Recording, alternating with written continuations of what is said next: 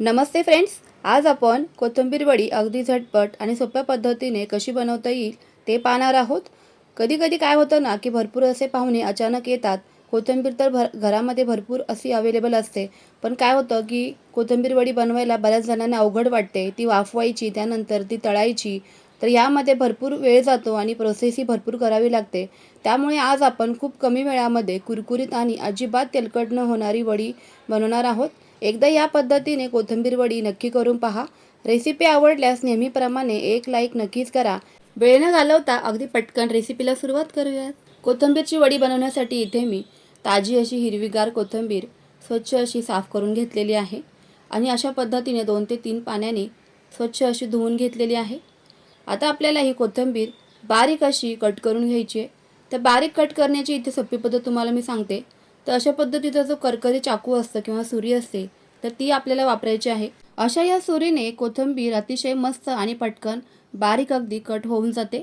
त्यामुळे शक्यतो कोथिंबीर कट करताना अशा पद्धतीची सुरी तुम्ही नक्कीच वापरा.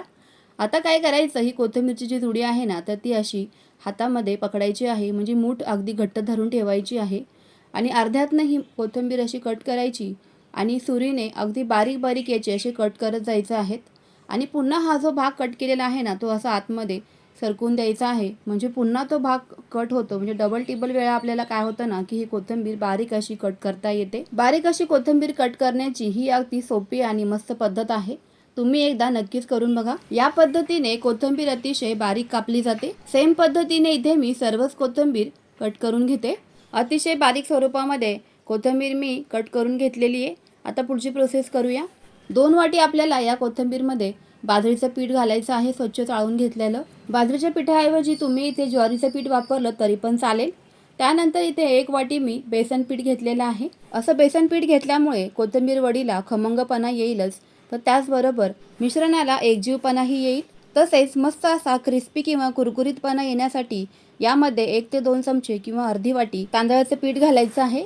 सोबतच टाकूया 1 ते 2 चमचे पांढरे तीळ, 1 चमचा चवीप्रमाणे मीठ घालायचं आहे. वडी आणखीनच चविष्ट बनण्यासाठी यामध्ये मी एक वाटण घालणार आहे. तर या वाटणामध्ये मी हिरवी मिरची, लसूण आणि जिरे मिक्सरमध्ये छान असे बारीक फिरवून घेतलेले आहे. यामध्ये पाणी न घालताच आपल्याला हे मिश्रण वाटायचं आहे. अशा पद्धतीने वाटण तयार करताना लसूण थोडासा जास्तीचा घालायचा, म्हणजे चव आणखीनच खुलून येते. अगदीच पाव चमचा हळद घालायची आहे. संपूर्ण साहित्य एकदा व्यवस्थित छान असं मिक्स करून घेऊयात.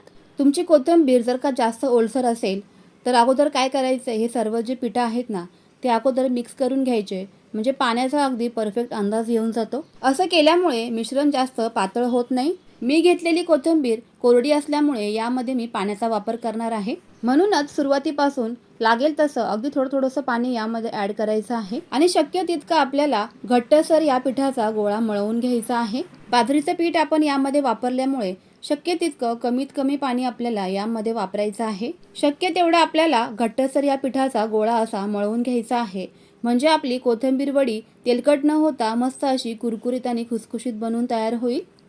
पीठ मळून झाल्यावर लगेचच हाताला या पद्धतीने तेल लावून घ्यायचं आहे, म्हणजे हे वडीचं पीठ हाताला चिकटणार नाही आणि छान अशा आपल्या इथे वड्या बनवून तयार होतील. अगदी मुटक्यांच्या आकारामध्ये मी असं हातावर हे पीठ वळवून घेत आहे आणि या पद्धतीने आपल्याला इथे वडी बनवून घ्यायची आहे. तुम्हाला हवं असेल तर तुम्ही या वड्या थापवून सुद्धा चौकोनी आकारामध्ये अगदी बनवू शकता किंवा मग गोलाकार आकारामध्ये हातावर थापून सुद्धा तुम्ही या तव्यावरती जर का ठेवल्या आणि त्यावरून साईडने असं तेल सोडायचं, तरीसुद्धा या वड्या छान अशा कुरकुरीत बनवून तयार होतात अगदी कमी तेलामध्ये. आजच्या या वड्या आपण थोड्याशा वेगळ्या पद्धतीने, म्हणजे स्नॅक्स स्वरूपामध्ये बनवत आहोत. तर या पद्धतीने वड्या बनवल्या ना की अगदी कमी वेळामध्ये आणि झटकीपट बनवून तयार होतात. एका बोटाच्या आकाराच्या लांबीचे एवढे मी या वड्या बनवून घेतलेल्या आहेत. तुम्हाला हवं असेल तर तुम्ही लहान लहान आकारसुद्धा बनवू शकता. सेम पद्धतीने इथे मी सर्वच वड्या बनवून घेते. आता इथे या कोथिंबीरच्या वड्या तळून घेण्यासाठी असा पसरट आकाराचा शक्यतो पॅन घ्यायचा आहे, म्हणजे या वड्यांचा आकार बदलणार नाही. आता या सर्वच ज्या वड्या आहेत ना, त्या आपल्याला या तेलामध्ये घालून घ्यायच्या आहेत आणि तेल अगदी मध्यम स्वरूपाचं गरम करून घ्यायचं आहे. तेल जर का कमी तापलं असेल किंवा तापलंच नसेल आणि यामध्ये जर का वड्या सोडल्या ना, तर त्या वड्या तेलकट देखील होऊ शकतात. म्हणून इथे काळजी घ्यायची आहे की तेल आपल्याला मध्यम स्वरूपामध्ये गरम करून घ्यायचं आहे. असा पसरट आकाराचा पॅन वापरल्यामुळे भरपूर अशा वड्या एकाच वेळेला तळल्या देखील जातात. जेवढ्या या पॅनमध्ये वड्या मावतील तितक्या आपल्याला घालून घ्यायच्या आहेत आणि गॅसची फ्लेम अगदी स्लो ते मीडियम ठेवायची आहे. वड्या जोपर्यंत तळल्यासारख्या वाटत नाहीत ना तोपर्यंत यांना झाऱ्या किंवा चमचा लावायचा नाही, नाहीतर मग या वड्या तेलामध्ये गेल्यावर सुटू शकतात आणि मग तेल जास्त पिऊ शकतात.